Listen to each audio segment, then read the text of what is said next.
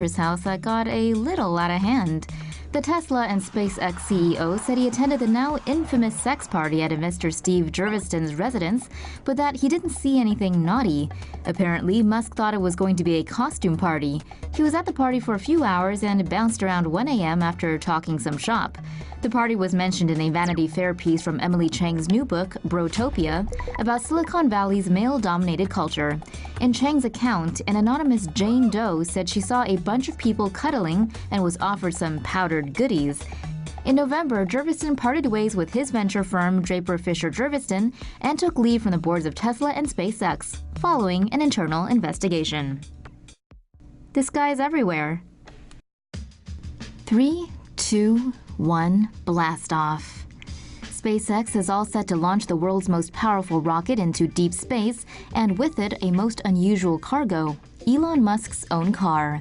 The Falcon Heavy rocket features 3 Falcon 9 engine cores that are powered by 27 Merlin engines. Instead of concrete or steel blocks that act as mass simulators, the rocket's payload will be a red Tesla Roadster. The Falcon Heavy is designed to get large payloads into space and opens up the possibility of sending manned missions to the Moon or Mars. The powerful vehicle has 2,500 tons of thrust on liftoff, equal to 18 Boeing 747s at full throttle. Its maiden flight is scheduled for late January.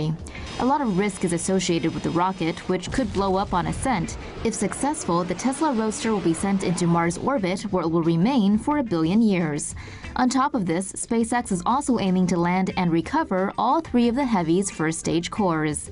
Meanwhile, on Monday, the Dow Jones reported that lawmakers have been informed about the apparent destruction of a secretive payload, codenamed Zuma, after being taken into space on a recent SpaceX launch. The payload reportedly may have burned up in the atmosphere after failing to separate correctly from the SpaceX Falcon 9 rocket.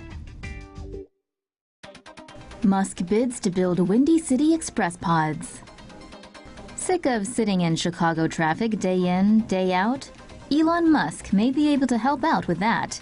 Elon Musk's Boring Company has put in a bid to build an express transit link between O'Hare Airport and downtown Chicago. Chicago Mayor Rahm Emanuel announced the city would be accepting proposals to build an express service from the airport to downtown last Wednesday. Musk tweeted the announcement, saying the Boring Company will compete to fund, build, and operate a high-speed loop connecting Chicago O'Hare Airport to downtown. The loop would be a system of tunnels underneath the city that would use electric pods rather than a vacuum tube like the Hyperloop concept. The proposed route would be less than 20 miles and would need to take less than 20 minutes. The Boring Company will need to present plans on design, finance, construction, operation, and maintenance of the loop system. No taxpayer money will be made available for the project. Colorado route selected for Hyperloop One project. And the winner is Colorado. Well, one of them, that is. Hyperloop One has announced that Colorado is one of the 10 finalists in its global competition to identify the best potential Hyperloop routes. The proposed route would stretch 360 miles and link 10 urban centers around the state, with the potential to connect over 4.8 million people. A Hyperloop trip from Denver to Pueblo would take 15 minutes, while Denver to Fort Collins would take only 9 minutes. Denver to Vail would also be 9 minutes. Hyperloop One also selected 3 other U.S. routes as finalists: Chicago, Columbus, Pittsburgh, Miami, Orlando, and Dallas, Laredo, Houston.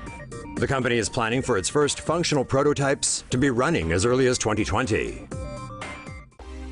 Maryland gives Elon Musk a nod to begin Hyperloop project. If you build it, they will ride it. Maryland officials have given Elon Musk's The Boring Company the green light to dig tunnels for a Hyperloop project between New York and Washington. The Boring Company plans to dig a 10.3-mile tunnel between the state-owned section of the Baltimore-Washington Parkway, between the Baltimore City Line and Maryland 175 in Hanover. The company has developed tunneling machines that can efficiently drill through soft soil at only a fraction of the cost of traditional tunneling. According to Musk's estimates, a Hyperloop trip between Washington and New York would only take 29 minutes.